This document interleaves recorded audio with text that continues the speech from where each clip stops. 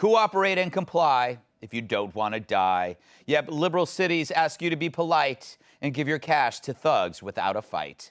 Cops are warning of follow-home robberies in the pricey Melrose shopping district in liberal L.A. You can almost see the fear on their Botoxed faces. A Real Housewives of Beverly Hills star was just robbed of $1 million worth of valuables. Crooks lay in wait, follow you home, and then bam, steal the family jewels. So the LAPD tweeted out a safety warning telling people do not resist robbery suspects and cooperate and comply with their demands, which sounds like advice you'd normally hear from a Democrat. Such a warning is expected in LA, where crime goes with daily life, like Kardashians go with butt implants. Meanwhile, downtown Seattle has gotten so dangerous, government employees need escorts to get around, and not the kind of escorts Bill Clinton uses. A new program called the Walking Bus provides King County employees with security guards to and from transportation. Private sector workers, however, get squat, as the Seattle City Council proposed slashing the police budget by another $11 million. And back where we're at, NYC, incoming Democratic Mayor Eric Adams recently sat down with a BLM leader to discuss policing and crime. Adams, to his credit, is reinstating a plan to put more undercover cops on the streets. And that made BLM angrier than Jeffrey Toobin running out of Kleenex. If they think that they're going to go back to the old ways of policing, then we're going to take to the streets again. There will be riots, there will be fire, and there will be bloodshed. But that kind of sounds like the status quo right now, and that's the problem. When things are this bad on the streets, vowing that things will be bad on the streets no longer rates. It doesn't matter. You're threatening us with what we already have. That's like The View threatening you with stupidity. So, Congressman, are you hopeful at all that the Democrats are finally beginning to see that they've been incentivizing criminals? I mean, we have a... No. I'm not. I'm hopeful that they would actually, see the light of day, but they're not going to. We saw this with the Virginia election, and we saw it with elections around the country. When you defund the police, you shouldn't be surprised when you get more crime. Except Democrats, they don't care. Right. They're just going to keep. You saw it with the bill they passed. So I don't think they change. What I do know is the folks that I represent in West Central Ohio, they're not just going to give what the bad guy comes to your house. They're not just going to give in to that. I mean, they actually believe in the Second Amendment out where I'm from. So I just don't think that's going to fly either. Yeah.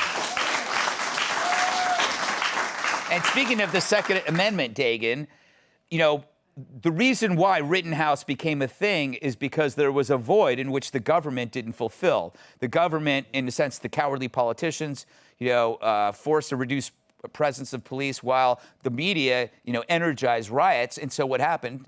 An explosion of crime. And then what happens? Citizens have to deal with it their way. So what you're seeing is an incentivizing not just of criminality, but citizens practicing the Second Amendment. Right, and you're probably going to see paying for protection because small businesses, they don't have any way of preventing shoplifting in their stores. Yeah. But when did safety become a dirty word? When did safety become a... In my bedroom. I thought... I don't even know what that means. I don't know what that means. It's Friday, Brett. I thought it was shoelace. Yes. Welcome to the show. I've never been on one quite like this. Trust me, you'll get through it. Yes. I'm already looking at my watch, Brett. It's like a medical procedure. It's a little painful, but in the end, you're glad you had it done. But how did safety become a privilege and not a right? And in terms of New York City, it is truly cooperate and comply. You have to lay down, roll over, and be quiet. You are not allowed to defend yourself in New York City, not in any way. The Second Amendment doesn't. It doesn't apply to us. So maybe the Supreme Court rules on this case that gets rid of the 100-year-old concealed carry laws here, but it's very similar in all these left-wing blue states.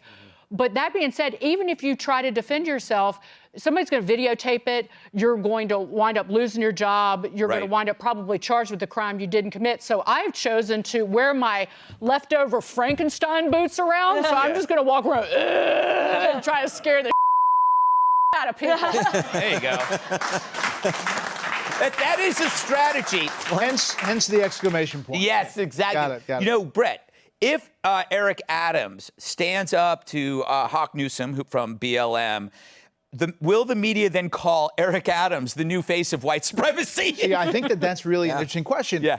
Mayor-elect Adams is a guy, a Democrat, who is leading on a number of different things, including fighting crime, and that is popular. That's why he won overwhelmingly.